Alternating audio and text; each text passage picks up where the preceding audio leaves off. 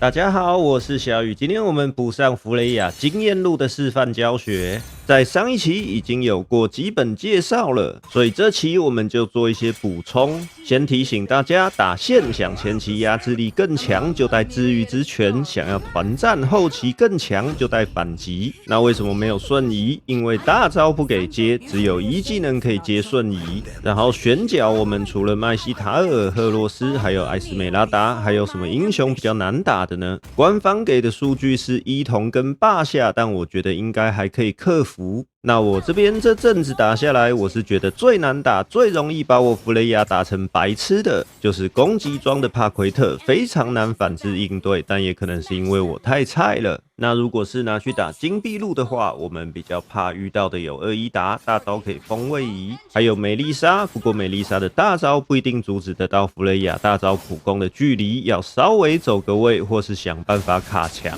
还有一个是唐婉婉，中后期不可能让弗雷雅追得上，而且很容易破绽起飞。这三个算是比较能够应对弗雷雅的射手，其他都会被弗雷雅打成狗。非射手型金币路原则上也没几个打得赢弗雷雅，能打赢的就只有麦西塔尔金币路而已，其他控制角色就不说了，大家都差不多。所以这场我们只有婉婉比较难打，至于这只虫子，我们只有一级打不过它而已，稍微忍耐一下就好。等我们4级之后，它就洗洗睡了。2级也可以利用一技能的护盾跟敌人换一波血，反击开了，敌人也不会想跟我们打。飞龙实话，我想跟我拼命，但他拼不过我们的，我们2技能伤害比他高太多了，也要小心不要被吸太多血。我这边是失误了，其实我不应该在敌人血量还没到控制下去就可以秒杀的血线交一技能，因为这样杀不死他。还有就是我没有考虑到飞龙的技能逃跑会顺便把我击飞，所以我如果志在消耗的话，就不应该让飞龙跌到最后一次的被动，那就没有问题。志在杀他的话，那就是一个大失误。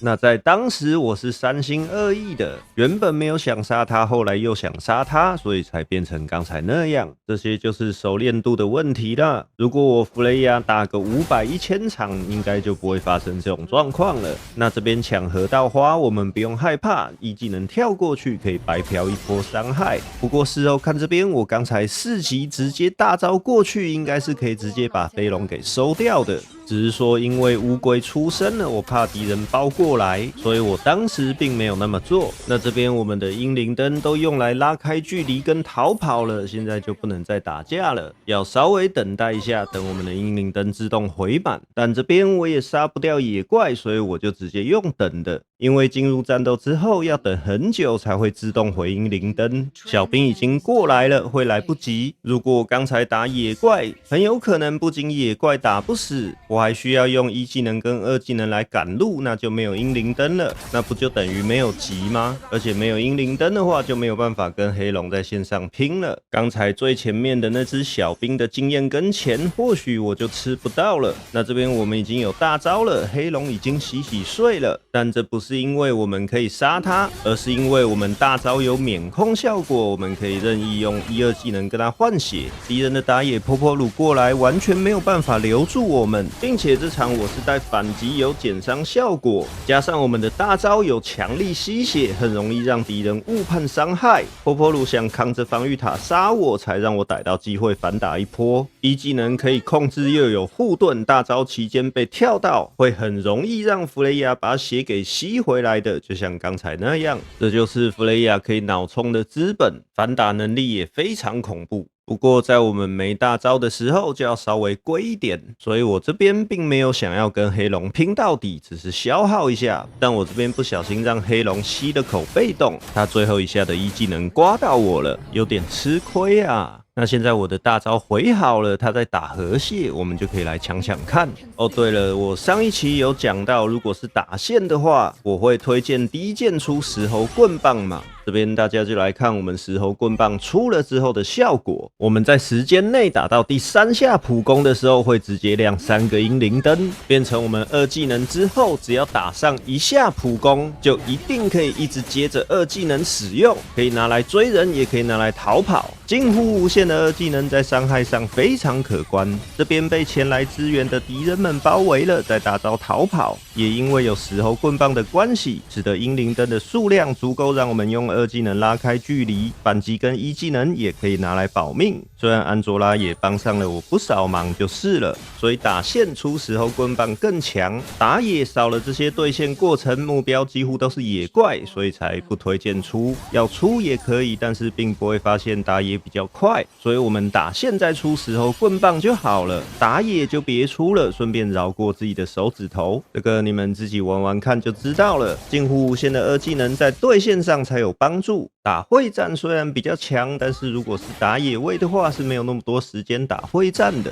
这期就是要告诉大家，同一个英雄在不同的分路位置，玩法思路和出装也会有所不同。好，回到战场，现在看到我的等级是压制这只虫子的。不过其实看我们的比数，我们现在是个大逆风，也就是说除了我，其他队友应该都炸裂了。遇到这种情况，我们对线一定要特别小心，尤其是现在敌方的打野位跟游走位都没有在小地图上看到，所以这边千万不要对敌人发起进攻。有啦，刚才看到佛朗哥了，不过还是没有看到打野，而且嫦娥也不见了，所以你们看我2技能出去完全不恋战。那这边确认到敌方下路的小头像，他们还敢继续来，我们就直接大招冲了，反击打开，再继续2技能追着砍，1技能击飞敌人，顺便加护盾。对于没有位移技能的波波鲁，2技能缓速到他是走不掉的。至于飞龙，我们秒杀不掉，先不要追他，利用大招还在，先把河蟹吃了，顺便回血。看到飞龙走出来吃兵，我们再象征性的打一打就好了，但是千万不要跟他拼到底。哎呀，我为了不让飞龙继续叠被动，不小心漏了一只小兵，非常吃亏。但是这边我也不知道为什么，飞龙非常有自信的跑进来断兵线，那这边当然是要阻止他了。1技能加护盾，并且贴着飞龙的身边打。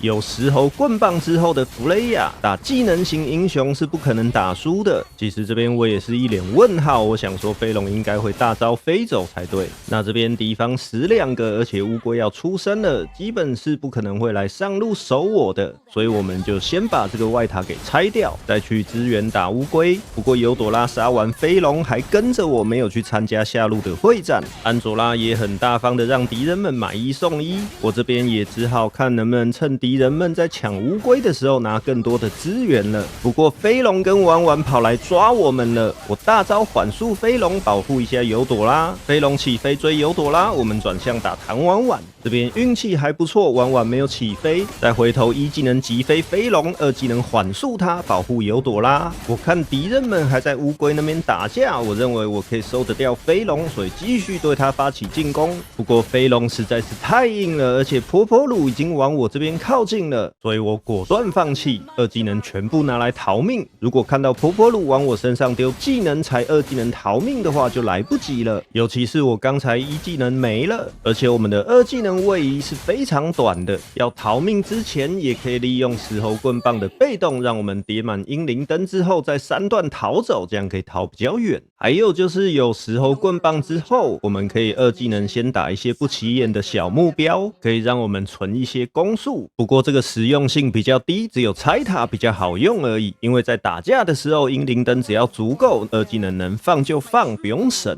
增加攻速的被动自然就会越存越多了。还有这边安卓拉终于明白了，我是这场的大腿。哇，他附身我不怕我脑冲吗？小地图上都没半个敌人了，我大招跟反击都有了，如他所愿，稍微让一下吧。1技能跳草丛也没人蹲我，那这边就先把兵线快速清了，再下去打会战。就如我观念教学说的，看能不能让敌人上去清兵，也看能不能就此创造出一个多打少的机会。所以这边边就看到飞龙，先不要管他，他待会就会上去清兵。这边又遇到佛朗哥，不过我原本就被河道花看到了，但是我们的尤朵拉被抓了，这时候就不用管视野的问题了，因为正在打架的时候，通常也没时间看小地图。当然有组队，有人提醒就没办法了。总之赶紧趁飞龙不在，赶过来参加会战。佛朗哥 pass 把瞬移交掉了，真是发财，马上转头杀唐婉婉，然后一技能千万不要太早交，因为他有解控，要在能够秒杀他的时候再交，虽然也是刚回好就是了。那这边拿下了巨大优势，领主刚好也出生了，敌方还没复活，加上这场有云可以乘坐，花火复活也可以加速过来，我们可以在这个领主会战再一次让敌人们跟我们多打少。人来打人，我先挡住佛朗哥，但我看错了，大招乱放，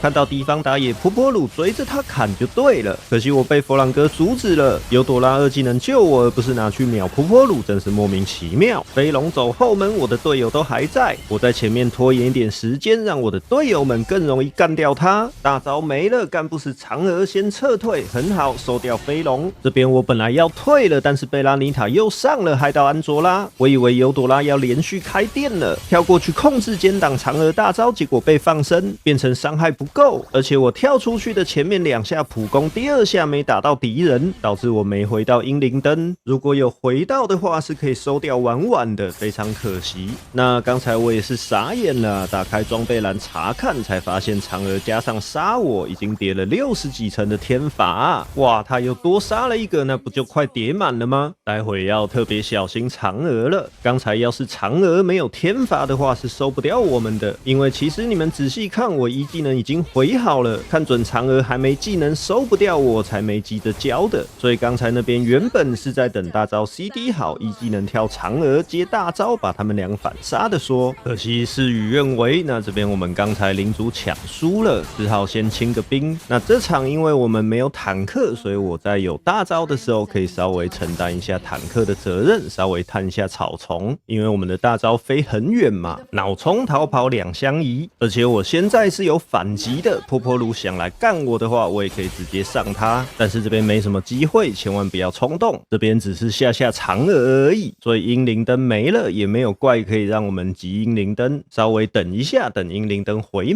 满了要浪再来浪。不过这边安卓拉上我了，而且弗朗哥一技能用掉了，我看到波波鲁和他的队友是分开的，我忍不住了，二技能拉近距离大招缓速他，但是弗朗哥直接叫瞬移来救驾，反击开起来扛住再追波波鲁，可是跳一半竟然被断掉了，幸好安卓拉帮我收掉他，我在这边也算是光荣战士了啊，一个换3个超级赚。刚才杀完波波鲁之后，幸好婉婉好像是失误了，又没飞起来，被我硬是把他给换掉，最后的弗朗哥就可惜了，我吸不回来，也来不及按一技能逃走，又被那天杀的满城天罚给阴了。好吧，那这边没什么重点，我们就先快转一下。那现在领主准备出生，飞龙跟我都在清最后一波小兵，准备去打领主的会战。这边双方都清完，下一波小兵都还在家里，所以清完肯定是要立刻上去支援的，因为双方的下路高地塔都还健在，只要没人去碰下路兵线，条件一样，双方小兵就会在下路中间打很久。现在气氛相当紧张，我的队友们战线被分开了，幸好尤朵拉跟花火没事，但是贝拉妮塔跟安卓拉非常危险，敌人们全部包过去了，我赶紧赶路，我们直接大招波波鲁，让他没办法追贝拉妮塔，我还没有被围殴，反击先别急着开，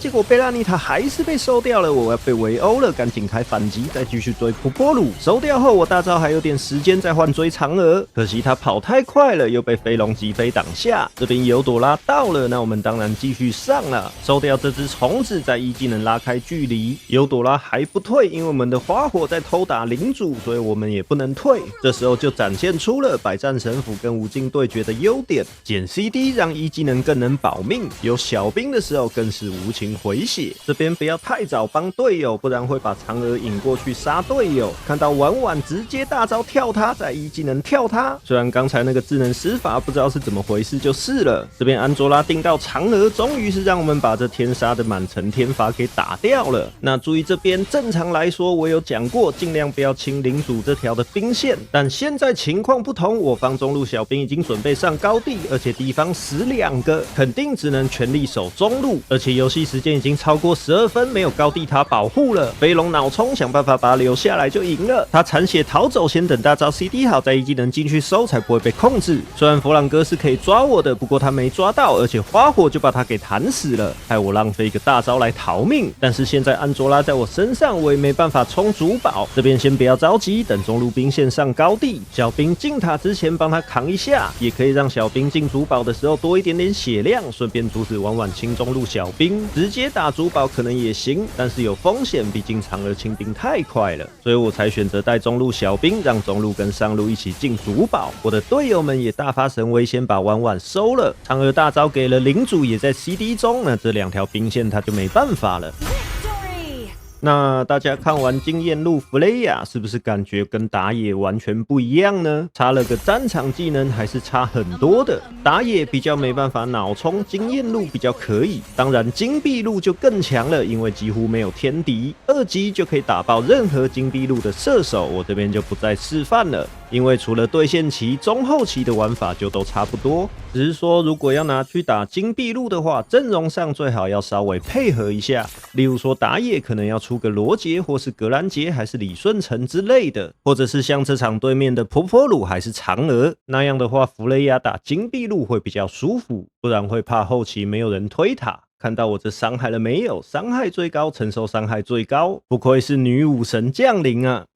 好了，那今天的影片就到这边结束了。我是小雨，感谢大家收看，我们就下期再见啦。